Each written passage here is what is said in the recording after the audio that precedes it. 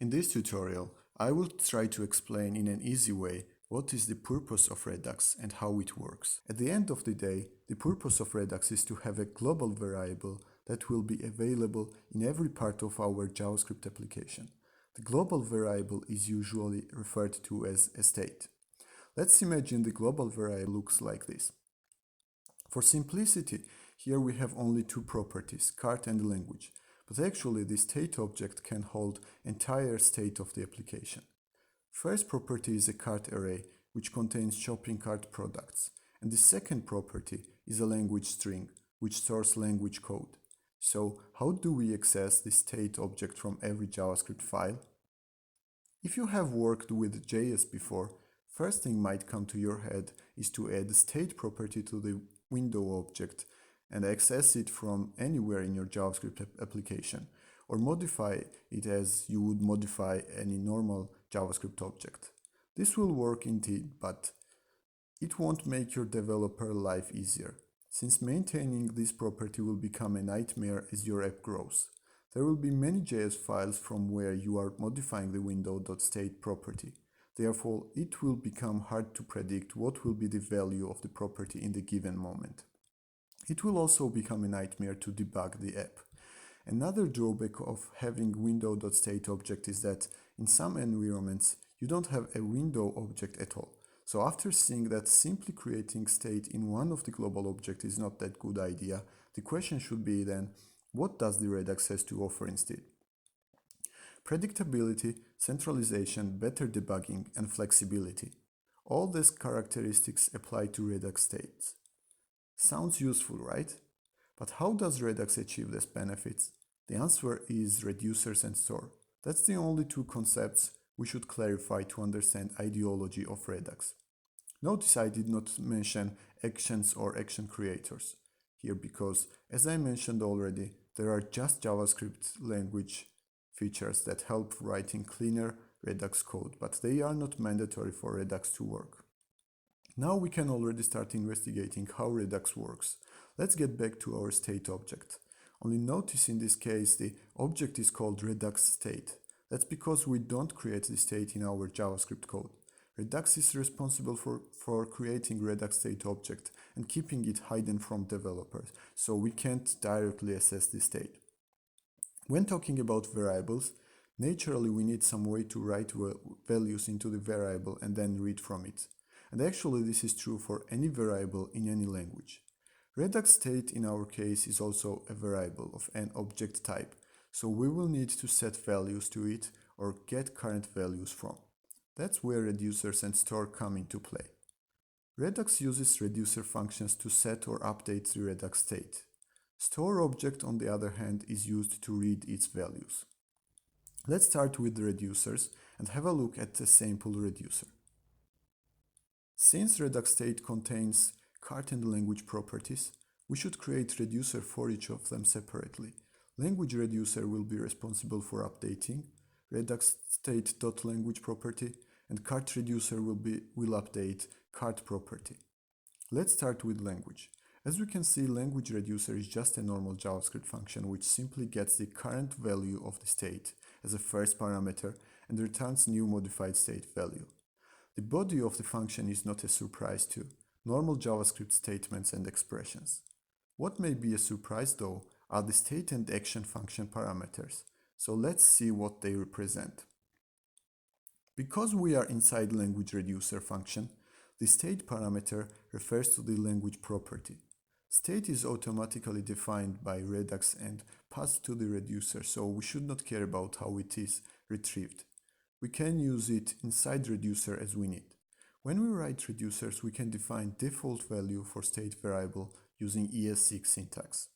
This default value will be used then when Redux first creates the global Redux state object according to our reducers. So in this example, Redux state.language will be equal to eng at the beginning. The action parameter is a normal JavaScript object which has information about how we want the state to be modified. The type property defines what should happen. All other properties are optional and are used to pass any needed information to the reducer. In this example, lang property holds the new language code that should be set. Type property is mandatory, which makes perfect sense, since otherwise the reducer would not know what to do with the state variable. Now we can already jump into the language reducer function body and see how it works. As we can see, with if statements we check the value of the action type.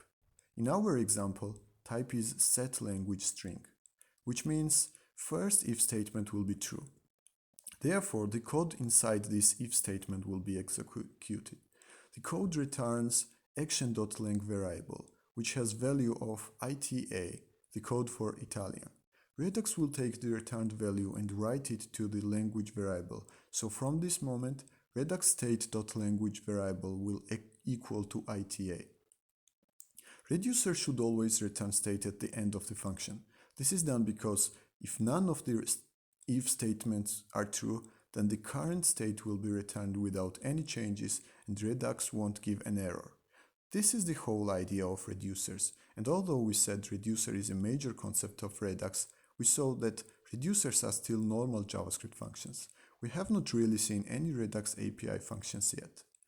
Now we can have a look at a cart reducer, which has the same logic as language reducer, but is slightly different, and this difference is caused by the fact that Redux state.language is a string, which is a primitive type, and the Redux state.cart is an array, which is a special type of object. Now as we can see, the state parameter references to cart array, and the action parameter has also a different shape. The difference I was talking about will be clear if we stress our attention to the return value inside first if statement. According to Redux requirements, we should never directly modify non-primitive state parameter, but rather create a new state from current one, modify as we want, and then return. Basically, that's what we have done on 12th line. Cloned the state variable using ES6 spread operator, pushed new element to the cloned array, and returned the new array. Because we created new state variable, the old one stays untouched, which means later we can use it for debugging or for some other nice Redux features like time travel. With this we have quite covered reducers, and now we can move to store object, which is another pillar of the Redux. I have minimized cart reducer and language reducer, so there is a space at the bottom. As we said, store is responsible for getting the Redux state value. This is done using getState method. The storeGetState method returns Redux state object's current value. We can use return object throughout the JavaScript file as we need. So far we have seen how to write or update value of the global Redux state object using reducers and how to read current value using getState method, but we have discussed these two operations independently. Obviously, we need a way to connect them to each other. Redux lets us connect reducers and store using several useful methods. Let's check them out. Redux provides combine reducers, which takes object of separate reducers as an input and returns one master reducer, which contains all the reducers matched together. On this slide, we can visually see what Redux combine reducers function does.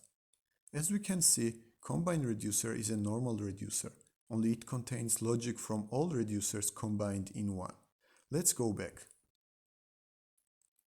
Combine reducer is then used to create a store object. We will use the store object to communicate with Redux state object. It lets us update and read Redux state object. This slide demonstrates how we can read Redux state value using the store object.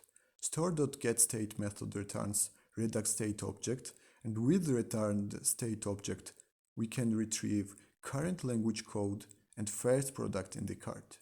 To update Redux state values, we should use store.dispatch method. The dispatch method gets action object as a parameter, which has a mandatory type property and any number of other optional properties. When dispatch method is called, Redux takes the type parameter value. In this case, it will be setLanguageString.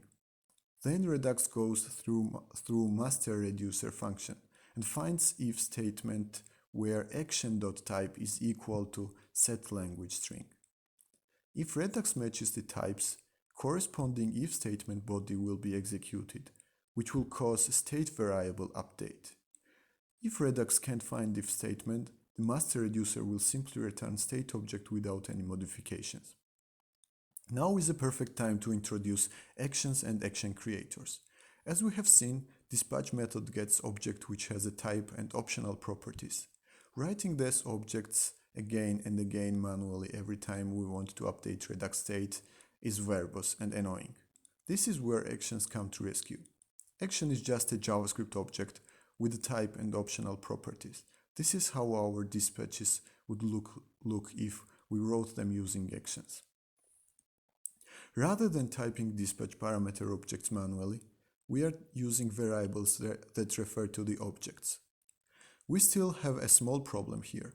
setLanguageActions.lang property always equals to GEO. Therefore, this action will always set GEO as a language code, which is wrong, because the language should be variable. To solve this, we use action creators, which are JavaScript functions that return action objects. Let's rewrite our dispatch method one more time. As you can see, now dispatch methods get action creator functions as a parameter rather than action objects.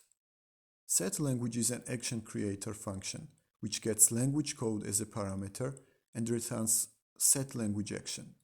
That's all we need to know about actions and action creators. To summarize, Redux gives us possibility to have a global variable which we can access from anywhere in our JavaScript application.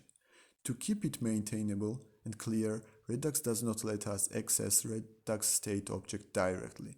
Instead, we have to use reducer functions to modify and getState function to get the Redux state value. Redux store connects reducers, getState, and state object to each other. That's it. We have covered major idea of Redux, and although Redux has some more details, all of them are coming out of the logic we have discussed above, so it should not be hard to get familiar with them. Hope the Redux is not as mysterious as before. At least when you next time check official documentation, I believe it will make a lot better sense. In the next video, I will demonstrate how all this theory works in practice with real JavaScript sample code. Thanks for watching.